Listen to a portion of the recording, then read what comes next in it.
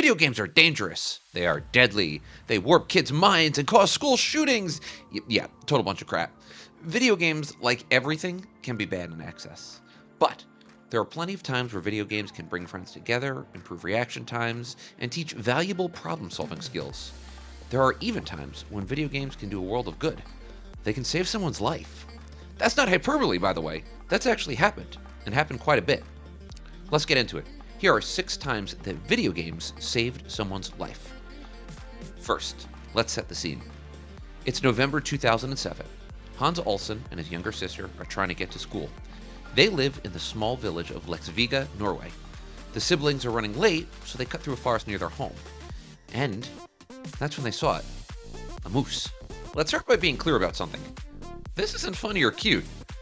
In fact, it could be deadly. A moose is a massive creature capable of easily causing bodily harm or death to humans. Unfortunately, on this day, the moose saw Olsen and his sister. It charged the two of them. Olsen, to the relief of his sister, defaulted into his World of Warcraft mode, using not one, but 2 moves that WoW taught him. First, Olsen used Taunt, drawing the moose's attention away from his sister by running in the opposite direction of her. Unfortunately for Hans, the taunt worked too well, and the damn moose actually knocked him down a hill. Now, it was time to pull another WoW trick. Feign death. Yep. Olsen dropped down and pretended to be dead. The move worked. After about 30 seconds, the moose lost interest and moved on, and Olsen and his sister were safe to tell the story. This made international news, as you know, because I, an American YouTuber, am now reporting on it. And to his credit, Olsen kept a sense of humor about the whole thing, making the most of it in this 2015 post to a Facebook group on World of Warcraft. It's cute. Now, that's a cool story of physical heroism, and there have been plenty of other cases where video games alerted people to danger and enabled them to make a life-saving call.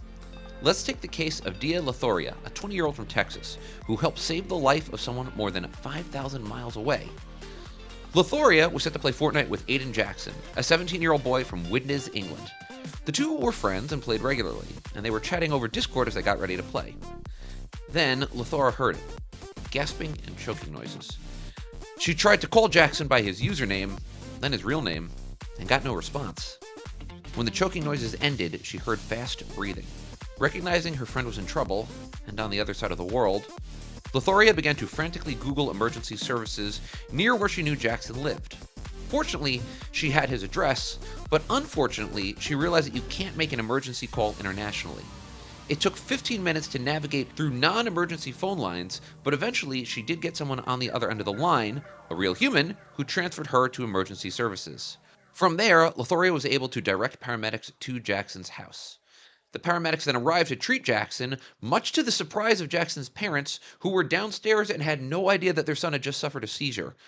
Apparently, Jackson suffered the seizure just after his mom had checked on him, as she did every 30 minutes, because of a pre-existing seizure disorder.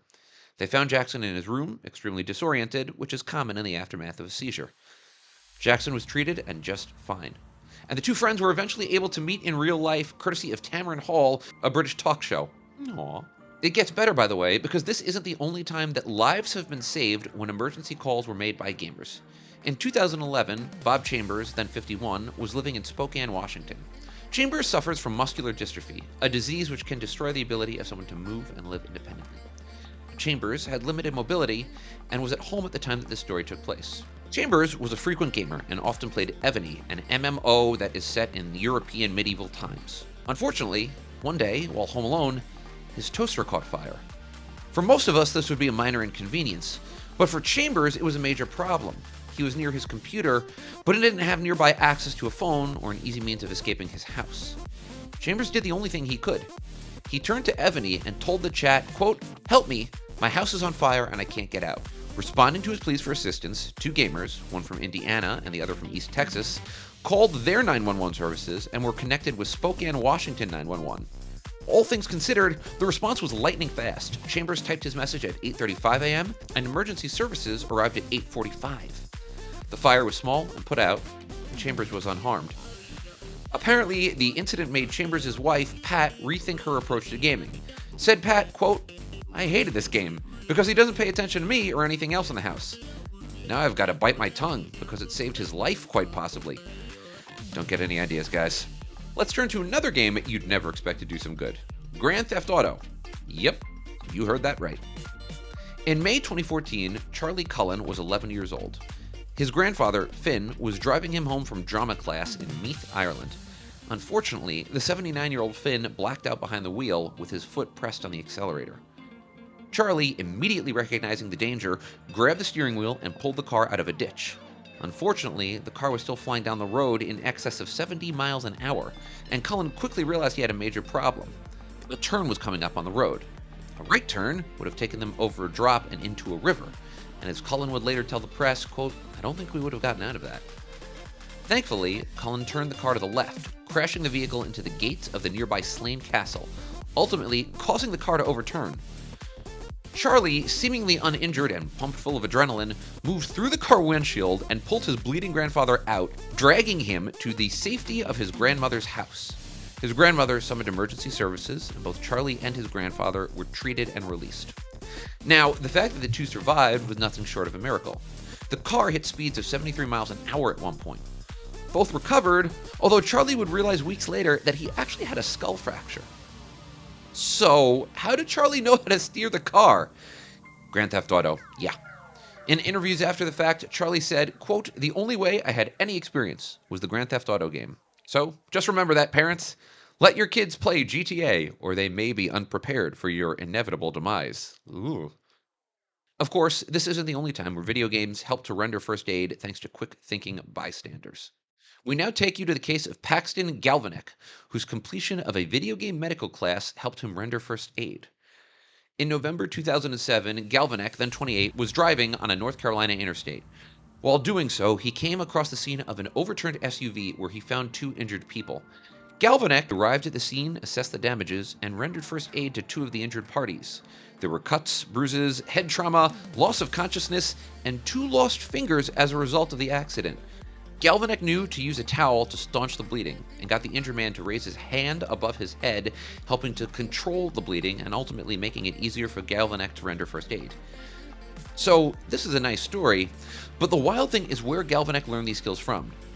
Galvanick had played America's Army, an online PC game developed by, that's right, the United States Army. There have been many versions of the game, and it's meant to give individuals a chance to see if the Army is right for them. Now, to be clear, it's not just a straight shooter. You can also drive vehicles, engage in melee combat, and learn first aid. Right, first aid. In order to play America's Army, Galvanick completed a virtual first aid class. In a letter to the U.S. Army after the incident, Galvanick expressed his thanks, saying, quote, "I have received no prior medical training and can honestly say that because of the training and presentations within America's Army, I was able to help and possibly save the injured men." For their part, the Army was pretty pleased with the end result. Said Colonel Casey Wardzinski, America's Army project director, quote, "Because of the training he received in America's Army's virtual classroom, Mr. Galvanick had mastered the basics of first aid and had the confidence to take appropriate action when others might do nothing." Wardzinski went on to call Galvanick a true hero. I actually love this one for a variety of reasons.